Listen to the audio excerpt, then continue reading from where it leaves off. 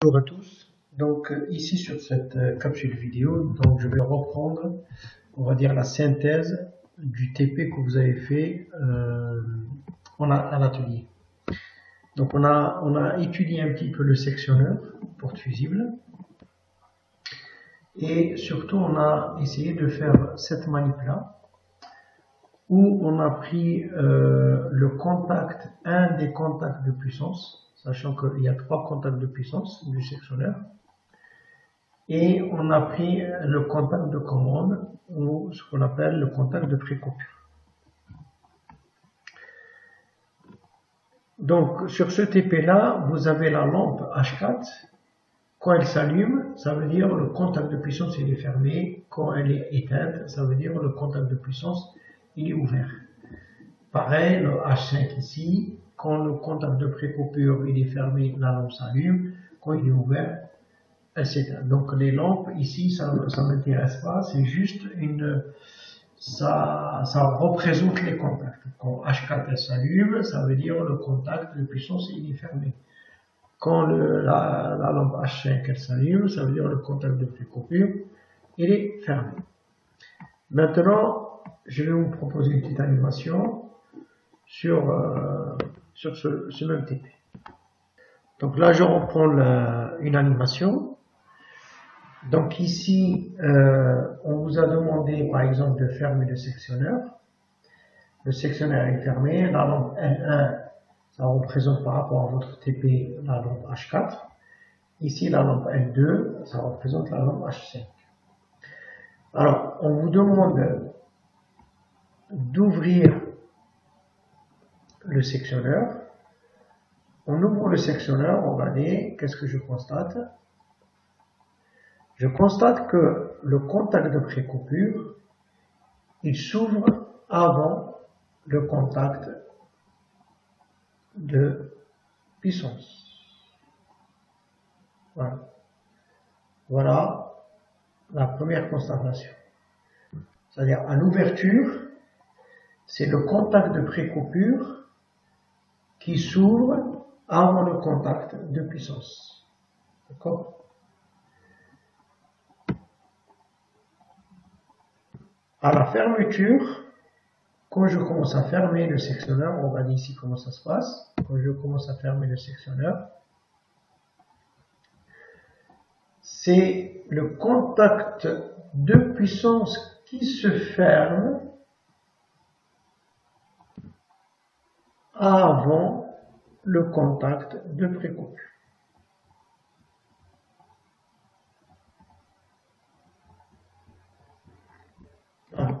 Voilà ce qu'il faut retenir dans un sectionneur porte fusible. À l'ouverture du sectionneur, c'est le contact de pré-coupure qui s'ouvre avant le contact de puissance. À la fermeture du sectionneur, c'est le contact de puissance qui se ferme avant le contact de pré-coupure. Pourquoi? Donc je vais reprendre le schéma plique. Le schéma, j'ai repris le schéma de schéma plique et je vais vous montrer étape par étape qu'est-ce qui se passe et quel est le rôle des contacts de pré-coupure. Donc dans ce premier schéma, vous voyez bien que j'ai câblé, on va dire, j'utilise les contacts de puissance d'un sectionneur, mais au niveau commande, il n'y a pas de contacts de pré-coupure. Donc, la problématique de la fermeture du sectionneur. Le sectionneur, on peut le fermer quand vraiment il n'y a pas de courant, ou le courant il est pratiquement nul. Ici, par exemple, vous avez la tension qui arrive, mais il n'y a aucun courant. Donc, quand tu fermes, il n'y a aucun problème par rapport à la fermeture. Et après, on va alimenter notre bobine, et c'est le contacteur qui a le pouvoir de fermeture. Donc, il va fermer le circuit, et directement le courant il va circuler dans le circuit de puissance. C'est-à-dire, on dit que le contacteur il a la capacité d'établir un courant. Le sectionneur, il ne le fait pas. Donc, je répète, tant qu'il n'y a que la tension, il n'y a pas le courant, il n'y a aucun souci, je peux fermer le sectionneur. Parce qu'en fermant le sectionneur, je sais que le contacteur il est ouvert. D'accord? je refais la manip. Là, quand je fais ça ici, le contacteur il est ouvert, donc je peux fermer le sectionneur. À ce moment-là, je vais alimenter la bobine, quand même. Et après, c'est quand même ici, hop, et j'ai quand même. Voilà. Donc il n'y a aucun problème. Le problème, c'est à l'ouverture. Ici, quand je vais ouvrir le sectionneur, on dit que le sectionneur il est en charge. Parce qu'il y a un courant qui circule. Donc, si je fais l'animation, vous allez voir que il y aura forcément, si j'essaie d'ouvrir, il y a un arc qui se crée. Donc, normalement, je ne dois pas le faire. À ce moment-là, je dois passer par la bobine du contacteur. Il faut que je désalimente la bobine. Ce contacteur, il va s'ouvrir parce que lui, le contacteur, il a le pouvoir d'ouverture. Parce qu'il est muni d'une chambre de coupure et comme je vous ai montré dans la salle.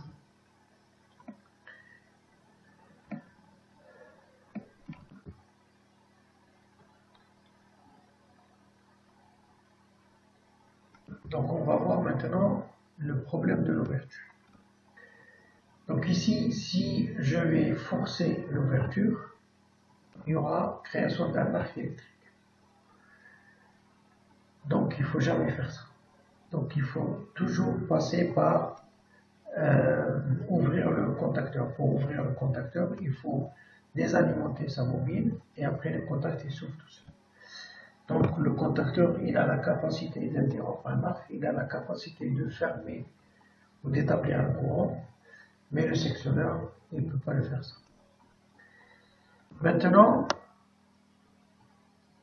je pense à câbler le contact de précoupure du sectionneur. Et on va voir que le problème de la fermeture, tant que ici, les contacts de puissance du contacteur ils sont ouverts, il n'y a aucun problème, je peux fermer le sectionneur. Mais vous avez vu que malgré tout, quand je commence à fermer, c'est les contacts de puissance qui se ferment avant les contacts de coupure. Voilà l'animation. Donc en fermant, c'est lui qui se ferme. Après, je peux alimenter mon contacteur et mon contacteur il va établir le courant. C'est lui qui va, il a le pouvoir de fermeture.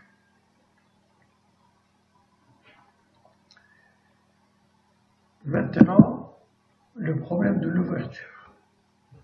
Si jamais, là il y a le sectionnaire est en charge, si jamais je l'ouvre, qu'est-ce qui se passe? Si je l'ouvre, vous voyez bien que c'est le contact de précoupure qui s'ouvre avant. En s'ouvrant, il va désalimenter la bobine et c'est le contacteur réellement qui va ouvrir le sectionneur. Et finalement, c'est le contact. Maintenant, qu'est-ce qui se passe quand le sectionneur est en charge et que j'ai câblé le contact de précoupure? On a vu que si je veux ouvrir, qu'est-ce qui se passe? C'est le contact de précoupure qui s'ouvre. En s'ouvrant, il va désalimenter la bobine et c'est le contacteur qui va ouvrir le coque en charge. C'est lui qui a le pouvoir de coupure. Et le sectionneur, puisque le contact de précoupure s'ouvre avant celui-là, franchement, il va s'ouvrir après que le contacteur il a déjà absorbé la file électrique. Il a déjà diminué un petit peu le courant. Donc voici l'animation. Donc en ouvrant le sectionneur, c'est les contacts de précoupure qui s'ouvrent avant. La bobine n'est plus alimentée, le contacteur il va ouvrir et après c'est le sectionneur qui va pouvoir s'ouvrir. Donc les contacts de puissance du sectionneur ils s'ouvrent, on va dire, quand pratiquement le courant est lié.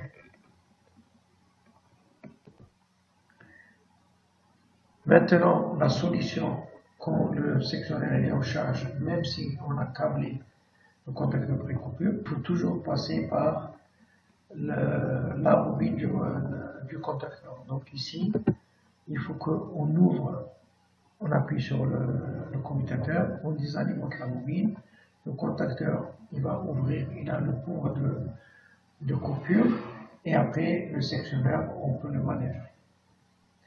Voilà ce qu'il faut retenir par rapport au sectionneur et par rapport à la manip. Okay. Par rapport à la manip qui a été proposée ici. Merci.